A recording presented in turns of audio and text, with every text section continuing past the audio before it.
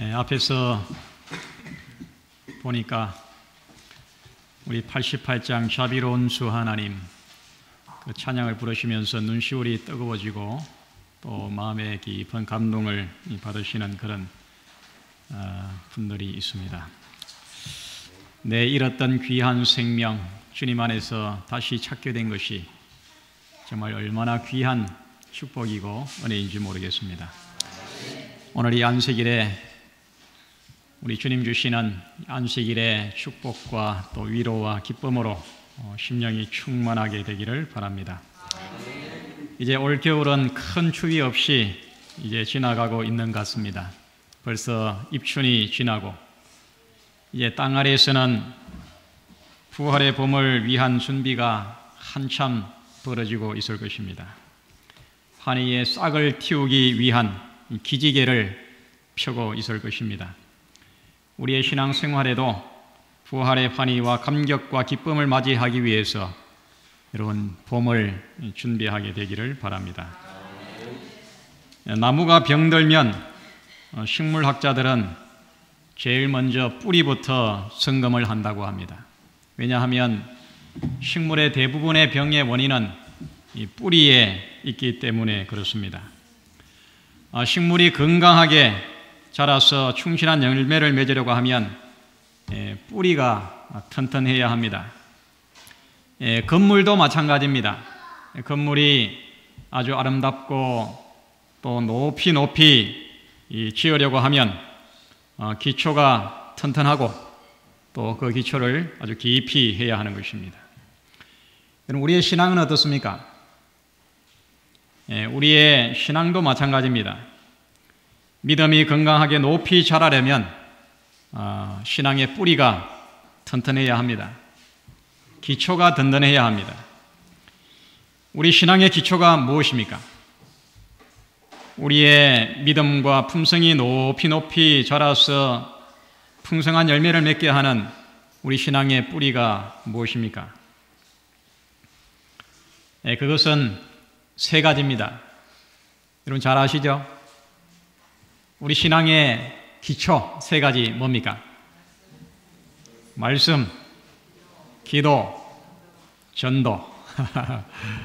너무너무 잘 압니다. 이것이 우리 신앙의 뿌리입니다. 신앙의 기초입니다. 여러분 2월 달은 무슨 달입니까? 여러분 주보를 유심히 잘 보시죠. 주보 내면의 중간에 보면 2월 달은 신앙의 기초를 다지는 달입니다. 한 해의 영적인 건강과 성품의 열매를 풍성히 맺기 위해서 믿음과 신앙의 기초를 점검하고 또 그 기초를 든든하게 뿌리 내리는 그런 좋은 우리 새로운 2월 되기를 바랍니다. 오늘 성경 말씀의 설교의 본문은 시편 109장 4절입니다. 짧은 한 구절인데 우리 찾으셔서 함께 읽겠습니다. 시편 109장 4절. 여러분 이 성경을 안식일에 꼭 가지시고 성경을 여셔서 함께 찾으셔서 읽게 되기를 바랍니다. 찾았습니까? 시작. 나는 사랑하나 저희는 도리어 나를 대적하니 나는 기도할 뿐이라. 오늘 이 본문이 아주 짧지만은 이 짧은 본문 속에 다윗의 그 신앙 고백이 다윗의 그 감동적인 신앙의 고백이 이 속에 들어 있습니다. 여러분이 다윗에게 있어서 기도는 무엇이었을까요? 다윗은 왕이었습니다. 또 다윗은 선지자였습니다. 다윗은 장군이었습니다. 그는 목자요 시인이었습니다. 그는 위대한 신앙의 거장이었습니다. 그러했던 이 다윗에게 있어서 이 기도는 무엇이었을까요? 다윗은 거의 많은 세월을 이유 없이 핍박과 위협을 받아서 도망자의 삶을 살았습니다. 생명의 안전을 얻기 위해서 왕궁을 떠나서 광야에서 들에서 산속에서 그가 도피 생활을 했습니다. 이런 삶을 살았던 다윗에게 있어서 기도는 무엇이었겠습니까? 나는 사랑하나 저희는 도리어 나를 대적하니 나는 기도할 뿐이라. 지금 이 고백 속에서 다윗은 현실을 지금 불평하고 있는 것 같습니까? 악한 자를 좀 저주해달라고 하나님께 원망하고 있는 것 같습니까? 그는 현실을 비관하고 있는 것 같습니까? 오늘 본문을 보면은 그렇지 않습니다. 오히려 그는 고난의 현실을 적극적이고 긍정적으로 받아들이고 살아계신 하나님의 보호에 전적으로 맡기고 인간의 관악한 꾀를 버리고 기도의 무기를 활용하고 있는 모습을 볼 수가 있습니다. 현실을 비관하여 이리저리 궁리하다가 안 되니까 그냥 기도나 해보자. 기도라도 해봐야지. 이런 식이 아닙니다. 다윗은 기도를 그의 삶의 최선의 해결책이요 최후의 확실한 무기로 그가 활용하고 있는 것을 그의 고백을 통해서 볼 수가 있습니다. 나는 사랑하나 저희는 도리어 나를 대적하니 나는 기도할 뿐이라. 여러분, 이 얼마나 멋진 신앙의 확신이요 고백입니까? 사랑하는 성도 여러분, 기도는 그리스도인의 수중에 쥐어진 최고의 능력입니다. 기도는 최고의 강력한 무기입니다. 신앙과 믿음의 든든한 뿌리요 기초입니다. 한 해의 영적인 승리와 결실을 위해서 기도의 뿌리를 깊이 내리는 오늘 이 말씀의 시간이 되기를 간절히 바랍니다.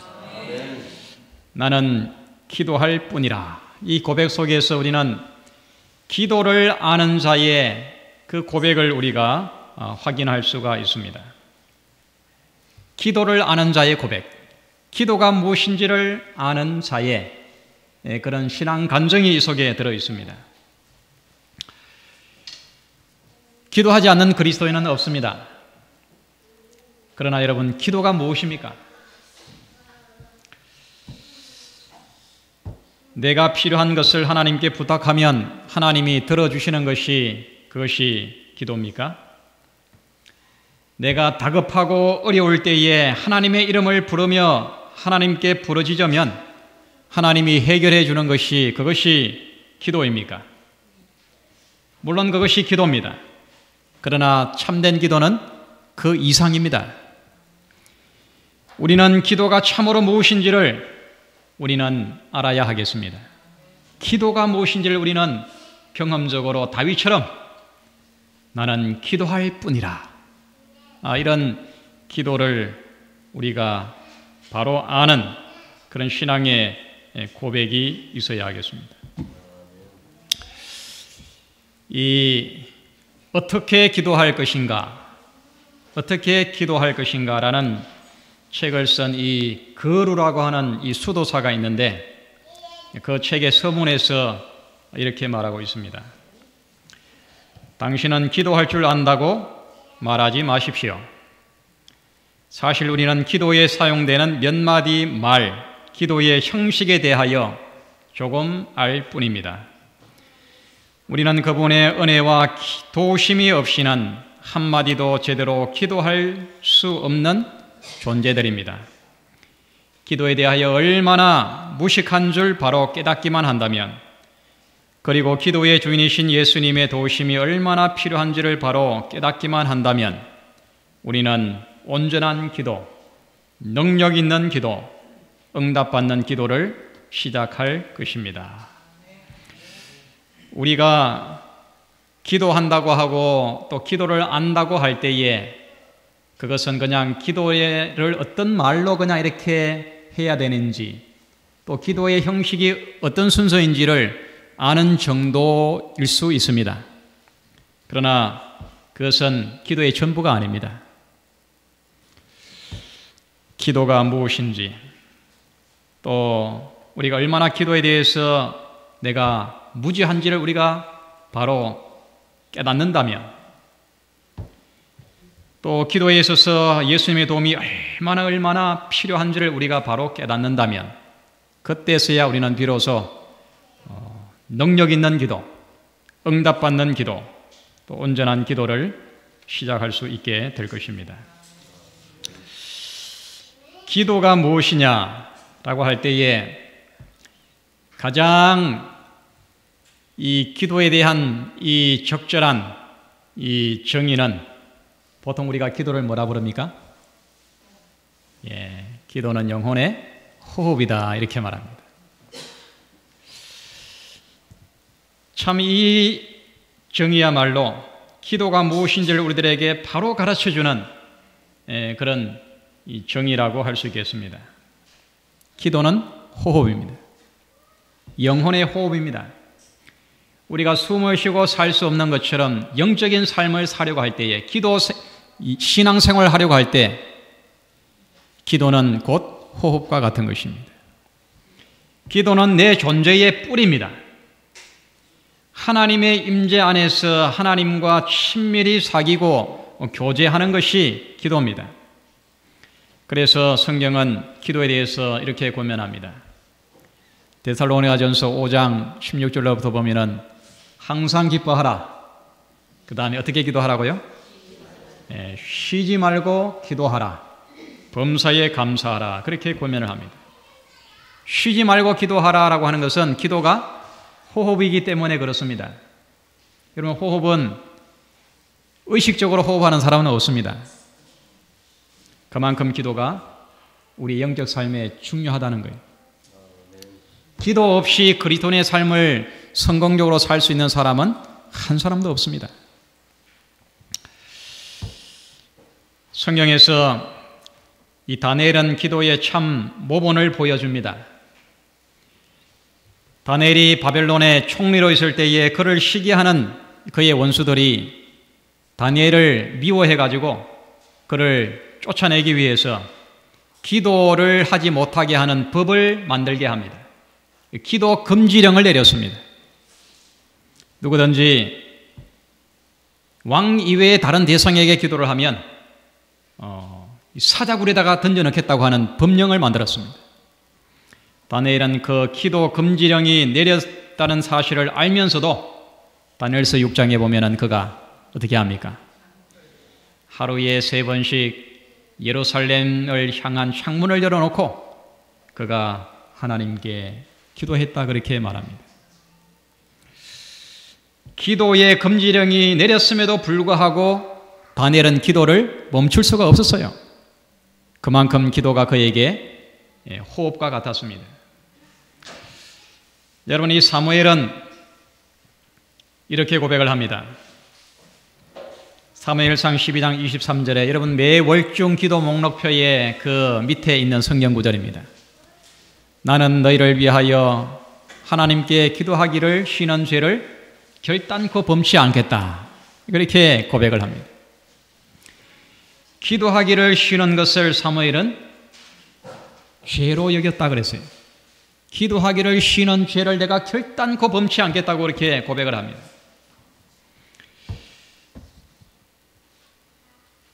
기도는 하나님과 서로 호흡과 같이 교통하는 것이기 때문에 기도를 멈춘다고 하는 것은 곧 하나님에게서 멀어진다는 의미입니다.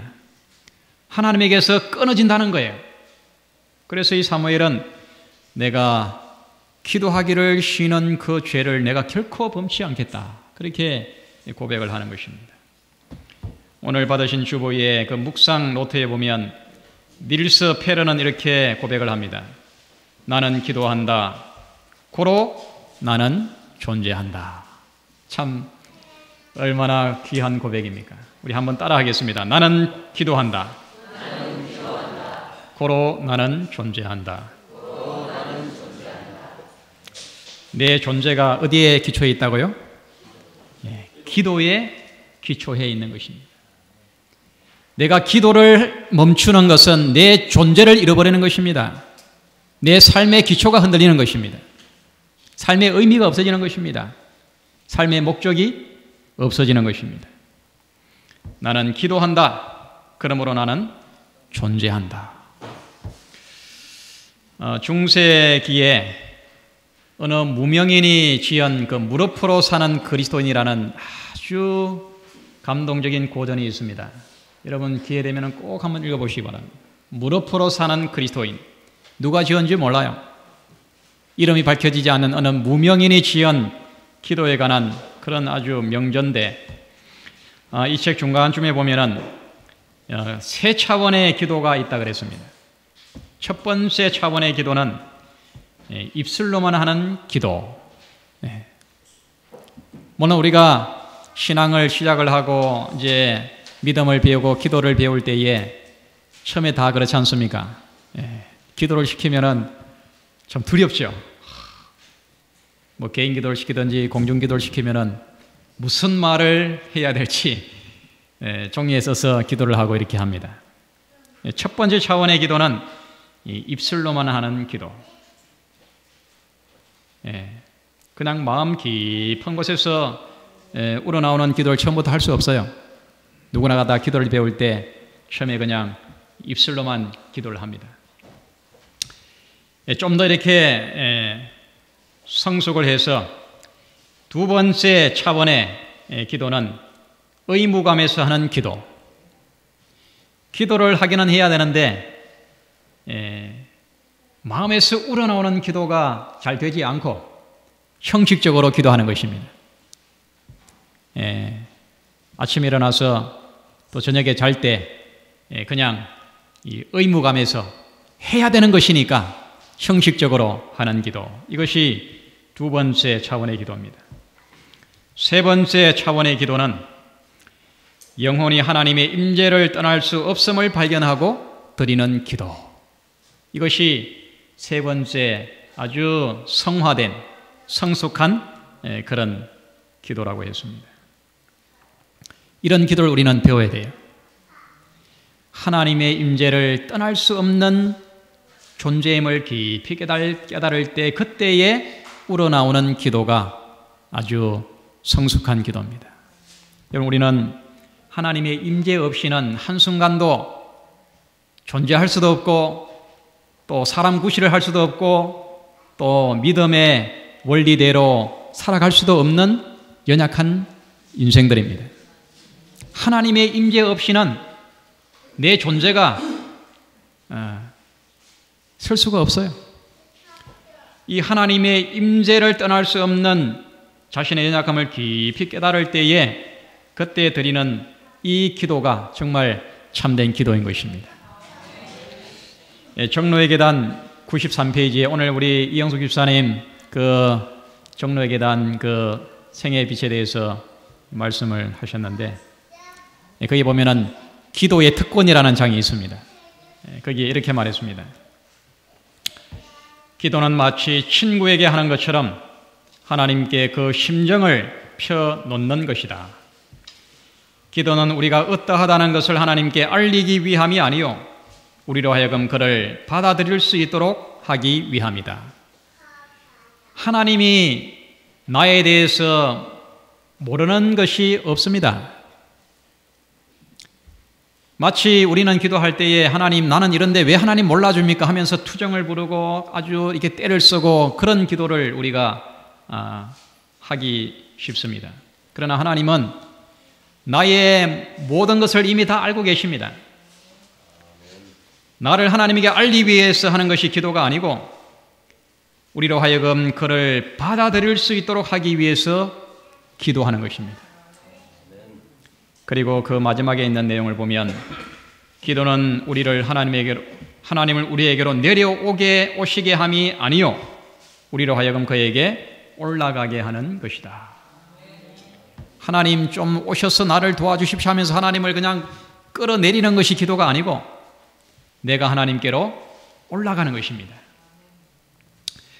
하나님의 뜻에 우리가 더 가까워 가는 것입니다. 하나님의 사랑의 품성에 더 가까이 가는 거예요. 이것이 온전한 기도인 것입니다. 요한 1서 5장 14절에 기도에 대한 정말 아주 귀한 약속이 있습니다. 우리 함께 읽겠습니다. 시작. 그를 향하여 우리의 가진 바 담대한 것이 이것이니 그의 뜻대로 무엇을 구하면 들으심이라. 하나님을 향해서 가진 이 담대한 것, 정말 우리들에게 있는 아주 든든한 무기가 뭐냐 하면 하나님의 뜻대로 무엇을 구하면 하나님이 들어주시는 것입니다. 내 이기적인 욕심과 세상적인 만족을 위해서 구하는 그런 기도가 아니라 하나님의 뜻대로, 하나님의 목적과 하나님의 바람, 하나님의 열망을 따라서 우리가 기도할 때 하나님께서는 그 기도를 들어주십니다. 각시대 대쟁투 525페이지, 우리가 기도하지 않으면 그분께서 주시지 않는 것을 믿음으로 드리는 기도에 대한 응답으로 우리에게 주시는 것이 하나님의 계획의 일부이다. 우리는 기도를 바로 알려고 하면 이 말씀의 의미를 우리가 이해를 해야 됩니다. 기도하지 않으면 그분께서 주시지 않는 것을 믿음으로 드리는 기도에 대한 응답으로 우리에게 주시는 것이 하나님의 계획의 일부라 그랬어요. 하나님께서는 기도 속에 굉장한 어떤 비밀을 가지고 계십니다. 기도를 통해서 이루고자 하는 목적이 굉장히 깊습니다. 그래서 우리가 기도를 통해서 하나님과 더 깊은 영적인 교제, 친밀한 관계, 사귐, 이런 걸 통해서 하나님의 그 목적과 뜻을 우리가 깊이 깨닫고 그걸 통해서 하나님과 더 영적인 사귐과 교제를 나눌 수 있도록 기도 속에 이런 하나님의 뜻을, 목적을 가지고 계시는 것입니다. 사도행적 564페이지에 기도는 죄악과의 투쟁과 그리스도인적 품성의 개발에 있어서 하늘이 정하신 성공의 방법이다. 죄악과의 투쟁, 그리고 그리스도인적인 품성의 변화와 개발을 위해서 하나님께서 정하신 성공의 방법이 곧 기도인 것입니다. 기도 없이 우리는 선과 악의 싸움에서 승리할 수 없어요. 사단의 유혹을 우리가 이길 수가 없습니다.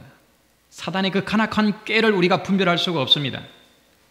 기도를 통해서 우리는 그 선악의 분별을 우리가 가질 수가 있고 또 계속적인 생애의 거듭남과 품성의 이 변화와 또 완성을 위해서 하나님께서는 이 기도라고 하는 것을 사용을 하십니다. 선지자 와방 588페이지에 그들의 유일한 소망은 하나님의 자비에 있고 그들의 유일한 방벽은 기도가 될 것이다. 우리들에게 남아있는 이 마지막 선악의 싸움에서 승리하고 이 순리의 길을 끝까지 가는 데 있어서 우리는 기도 없이 갈 수가 없어요. 기도가 이 모든 이 선악의 싸움에서 승리할 수 있는 유일한 방벽이 되겠다 그랬습니다. 우리가 가는 이 신앙의 길은, 이 진리의 길은, 이 생명의 길은 기도 없이는 갈 수 없는 길입니다. 기도의 무기를 사용하지 않고는 우리가 넘어질 수밖에 없어요. 이처럼 기도 속에 무한하신 하나님의 목적과 섭리와 뜻을 그 속에 가지고 계시는 것입니다. 사랑하는 성도 여러분, 기도가 무엇인지를 체험적으로 좀 경험하게 되기를 바랍니다. 기도의 비밀과 기도의 능력과 기도의 강력한 힘을 생애 속에서 꼭 체험하게 되기를 바랍니다. 그런데 우리가 기도를 바로 알기 위해서는 기도의 이 받침대가 무엇인지를 알아야 됩니다. 기도와 성경과 전도가 우리 신앙의 기초인데 또 기도에 또 받침대가 있습니다. 여러분, 기도는 따로 이렇게 분리된 혼자가 아닙니다. 기도에는 서로 짝이 있습니다. 기도를 받쳐주는 받침대가 있습니다. 보다 더 능력 있는 기도가 되게 하는 기초가 있습니다. 그것이 바로 뭘까요? 기도를 받쳐주는 받침대가 뭐냐 하면 바로 이 성경입니다. 기도를 받쳐주는 힘은 성경에서 나와야 됩니다.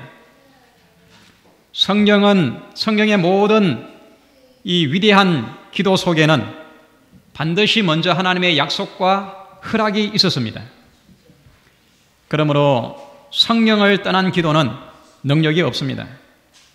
성령을 가까이 하지 않는 성도들의 삶에서 나온 기도는 영감이 없습니다. 감동이 없습니다. 성령의 약속과 허락에 기초하지 않는 기도는 응답이 없습니다. 이 기도의 받침대를 지렛대로 이렇게 보시면 이해가 쉽습니다. 여러분, 이 지렛대를 보면, 여러분 옛날에 이렇게 공사할 때 이 모든 이 무거운 것들은 다 지렛대의 원리를 이용해 가지고 아주 큰 공사를 했습니다. 무거운 것을 들어 올리려고 하면은 그 지렛대 밑에다가 받침대를 세워야 됩니다. 그렇게 해가지고 이제 힘을 주면 아무리 무거운 것도 들어 올릴 수가 있는 것입니다. 근데 이것이 곧 기도의 원리인데, 기도를 받쳐주는 지뢰 받침이 곧 성경인 것입니다. 성경. 여러분, 이 지뢰 받침이 없이 아무리 긴 짱대를 가지고 이렇게 물건을 들어 올리려고 해도 힘을 쓸 수가 없습니다. 그런 것처럼 기도의 힘을 받쳐주는 그 지뢰 받침이 곧 하나님의 이 성경인 것입니다. 그래서 이 기도의 심장이라고 하는 책을 쓴 이 에즈라 이 바운즈라고 하는 목사님이 이 관계를 이렇게 설명했습니다. 기도는 지렛대이고 하나님의 말씀은 이것의 밑에 대는 지뢰 받침이다. 우리는 이 지렛대와 지뢰 받침을 이용하여 무거운 것을 들어 올릴 수 있다. 아무리 인생이 힘들고 아무리 괴롭고 아무리 현실이 어려워도 이 지렛대와 지뢰 받침, 기도와 성경의 원리를 이용하게 되면 여기 있는 그 들어 올리는 게 뭐예요? 지구보다 더 무거운 것도 들어 올릴 수 있는 힘을 우리는 기도에서 얻을 수가 있습니다. 하나님께서는 기도와 성경 말씀 속에 무한한 보물을 숨겨두셨다. 하나님의 말씀은 기도를 강하게 해주는 기도의 양식이다. 여러분, 정말 온전한 기도, 응답받는 기도, 승리하는 기도를 하기 위해서는 반드시 기도에 받침대가 있어야 된다는 사실을 꼭 기억하시기를 바랍니다. 이 글렌 쿤 목사님, 우리 교회에서 아주 훌륭한 이 목사님인데, 응답받는 기도라는 책을 썼는데, 이 책에 보면은 이 성경 속에는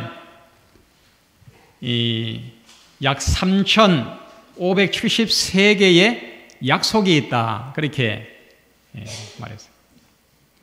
우리 성경에 보면은 얼마나 아주 상세한 약속들이 각 방면에 다 우리가 필요한 모든 방면의 약속들이 다 성경 속에 들어 있습니다. 3,573개. 몸이 아플 때, 또 어떤 이 열등감에 빠져 있을 때, 이사를 하고자 할 때, 모든 삶의 환경 처음부터 마지막까지 모든 삶에 필요한 모든 약속들이 이 성경 속에 아주 세세하게 들어 있습니다. 그래서 우리 목사님은 기도할 때 이렇게 하라고 했어요. ABC 기도라는 것을 가르쳐 주셨는데 3단계입니다. 첫 번째는 ask예요. 구하라는 것입니다. 하나님께 구해야 됩니다. 그 다음에 두 번째는 believe, 믿어야 됩니다. 그 기도가 응답될 것을 우리는 믿어야 됩니다. 그 다음에 세 번째는 claim이에요. 주장하는 것입니다. 성경의 그 약속을 손으로 가리키면서 하나님 여기에 이렇게 말씀하지 않았습니까? 이 말씀의 약속을 따라서 하나님 응답해 주십시오. 하나님의 뜻을 이루어 주십시오. 이렇게 하는 것이 ABC 기도예요. 우리의 기도의 보정, 기도의 기초는 하나님의 말씀의 약속입니다. 말씀 속의 허락이에요. 그 말씀의 약속과 허락이기 때문에 하나님은 그 약속을 분명히 이루어 주시는 분이에요. 여러분, 이렇게 기도의 받침대인 말씀에 기초해 가지고 여러분 하나님께 간구하시기 바랍니다. 하나님께서 응답해 주십니다. 한 가지 예를 들면 말라기서 4장 2절에 이렇게 약속을 했습니다. 내 이름을 경외하는 너희에게는 의로운 해가 떠올라서 치료하는 광선을 발하리니 너희가 나가서 외양간에서 나온 송아지같이 뛰리라. 이것이 약속이에요. 여러분, 우리가 원치 않는 병으로 괴로워할 때, 큰 병도 아닌데 이것이 잘 낫지 않고 계속해서 이것이 오래 지속이 될 때 얼마나 마음이 좌절되고 불안하고 두렵고 낙심됩니까? 그때 하나님 이 말라기 4장 2절의 약속을 손으로 가리키면서 내 이름을 경외하는 자에게 이 약속을 주지 않았습니까?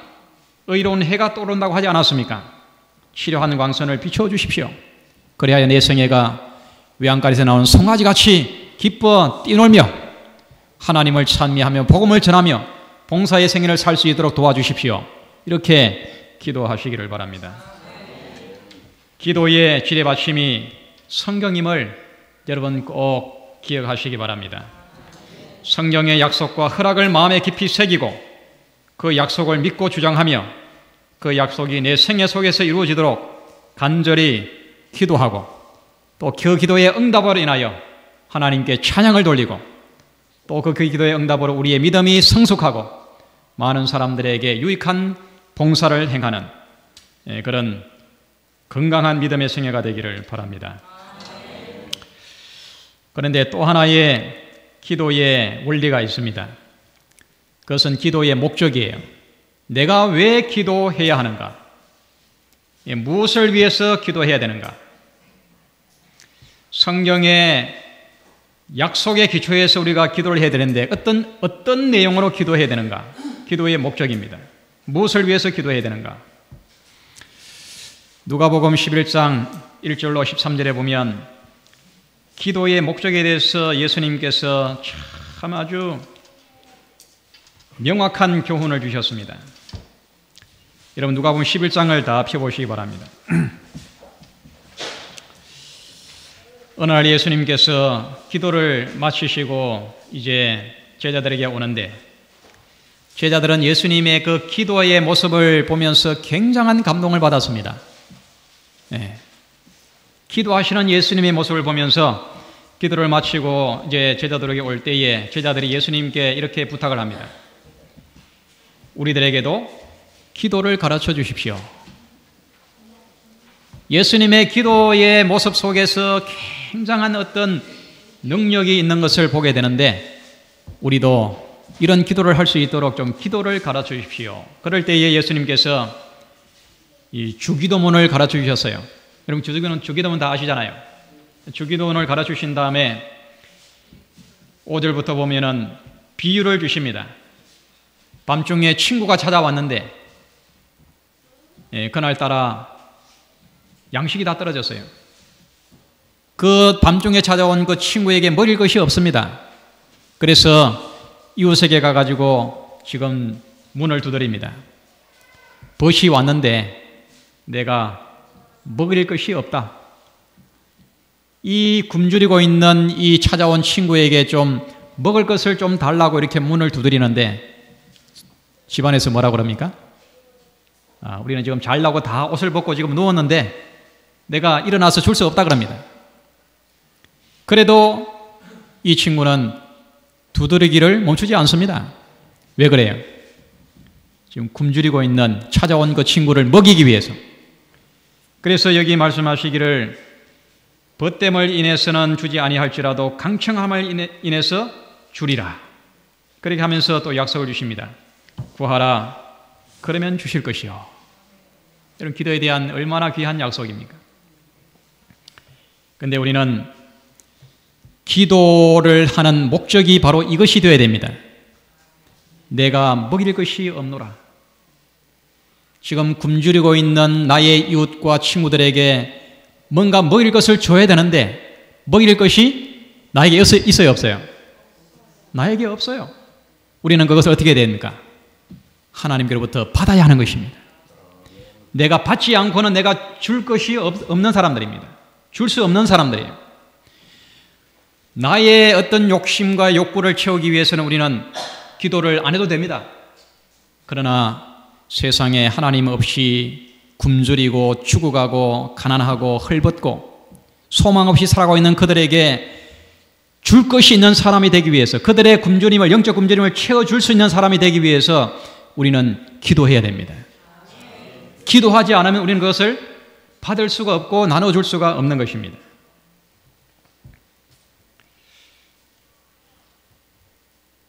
여기에 자기를 위해서 우리는 기도를 하잖아요. 또 기도해야 됩니다. 그런데 여기에 시대의 소망 226페이지에 우리가 세상의 축복을 위해서 기도할 때 우리의 기도에 대한 응답은 지체될 수도 있고 혹은 하나님께서 우리가 구하는 것 아닌 다른 것을 우리에게 주실 수도 있으나 우리가 죄로부터의 구원을 간구할 때는 그렇지 않다. 우리를 죄에서 깨끗하게 하셔서 그의 자녀로 삼으시고 거룩한 생애를 살 수 있도록 하시는 것이 그의 뜻이다. 어떤 나의 세속적인 어떤 이 목적의 성취를 위해서 기도할 때는 그것이 내 기도대로 이루어지지 않을 수도 있습니다. 그리고 다른 것으로 대체될 수도 있습니다. 그러나 내가 죄로 인해서 마음이 괴롭고 낙심되고 앞이 보이지 않고 마음이 불안하고 두려울 때 그 죄로부터의 정결을 위해서 우리가 하나님께 기도할 때 그 기도는 즉각적으로 응답해 주십니다. 즉각적으로 우리의 기도를 들어주셔서 우리의 마음에 새로운 마음을 주시고 평안한 마음을 주시고 또 영적인 새 활력을 주십니다. 그런데 여러분, 오늘 이 다윗이 하는 이 고백을 다시 한번 생각해 보시기 바랍니다. 나는 사랑하나 저희는 도리어 나를 대적하니 나는 기도할 뿐이라. 다윗이 왜 기도합니까? 자기를 위해서 기도합니까? 아니에요. 원수를 사랑할 수 있는 힘을 달라고, 원수를 사랑할 수 있도록 해달라고 그가 하나님께 기도하는 것입니다. 여러분, 이 기도의 목적은 영혼에 대한 사랑이 되어야 됩니다. 최고의 사랑은 영혼을 죄와 사망에서 구원하는 것입니다. 전도하는 것이 최고의 사랑의 실천이에요. 그러므로 영혼을 사랑하는 최선의 실천은 그의 회심과 구원을 위해서 하나님께 기도하는 것입니다. 이것이 우리의 기도의 동기가 되고 이것이 기도의 목적이 되고 이것이 우리의 기도의 명분이 되어야 하는 것입니다. 마지막 날 사건들 64페이지에 이렇게 말했습니다. 아무 일도 하지 않고 기도만 하는 사람은 곧 기도하는 일조차도 그만두게 될 것이다. 여러분, 우리 자기 자신만을 위해서 기도하면 기도할 게 그렇게 많지 않습니다. 뭐 몇 번 하고 하면은 그냥 기도가 할 게 없어요. 그러나 여러분, 이웃을 위해서, 영혼 구원을 위해서, 세계의 복음화를 위해서, 북한 선교를 위해서 우리가 영혼을 가슴에 품고 기도할 때에 그 기도는 정말 진지하고 우리의 마음속에서 눈물이 나오고 영혼에 대한 사랑이 뜨거워지고 그리고 우리 속에 정말 기도의 영이 충만하게 되는 것입니다. 그러므로 기도는 성령의 약속을 받침대로 삼아서 전도를 위한 분명한 목적을 가지고 하나님 앞에 부르짖는 것이 이것이 기도인 것입니다. 온 세상에 복음을 전하고 죄와 사망의 그늘에 앉아 죽어가는 영혼을 살리고자 하는 열망을 안고 땀과 눈물로 탄원하는 것이 그것이 기도입니다. 이 세 가지의 기초는, 이 기도와 성령과 전도 이 세 가지의 기초는 분명히 우리의 믿음을 부흥시키고 우리의 신앙을 건강하게 만들어주고 우리의 인생을 젖과 꿀이 흐르는 그런 영적 가난의 삶으로 우리를 변화시켜 줄 것입니다. 나는 기도할 뿐이라. 이 깊은 기도를 경험하라라는 이 김남준 목사님이 쓴 책도 참 기도에 대한 좋은 책입니다. 깊은 기도를 경험하라. 그가 이렇게 말했습니다. 예수님의 생애는 액체의 생애였다. 첫 번째 액체는 피로 받쳐진 생애였다. 예수님은 피 한 방울까지라도 십자가에서 죄인을 위해서 다 쏟아부으셨어요. 두 번째 액체는 땀이었습니다. 예수님은 이런 새벽부터 밤늦게까지 영혼의 구원을 위해서 지칠 줄 모르게 땀과 수고로 봉사하셨습니다. 땀으로 얼룩진 생애였습니다. 세 번째 액체는 눈물이었습니다. 예수님은 눈물로 살아간 기도의 생애였습니다. 피와 땀과 눈물을 쏟으신 그 예수님의 삶을 우리가 좀 명상하면서 그 생애를 본받아야 되겠습니다. 여러분, 이 기도는 나의 세속적인 부귀와 이기심을 채워주는 도구가 아닙니다. 나의 존재의 거듭남과 행복을 위함뿐만 아니라 이타적인 사랑을 실천하는 능력과 열매를 위해서 하나님께서 계획하신 그런 도구인 것입니다. 십자가 아래 겸손히 무릎을 꿇고 기도의 삶을 온전히 실천하신 예수님을 명상하며 예수님을 닮게 되기를 바랍니다. 이런 새벽을 깨우시고 한적한 곳에서 기도로 그날 나누어줘야 될 하늘의 양식을 충전했던 것처럼 내 삶의 가장 소중하고 정결한 시간을 구별하여 하나님께 드리시기 바랍니다. 그리하여 내 믿음의 기초를 든든히 쌓아서 그리스도의 장성한 믿음의 분량에까지 성장하여 성령의 열매가 가득한 올 한 해 우리 모든 성도님들의 믿음의 생애가 되기를 간절히 바랍니다.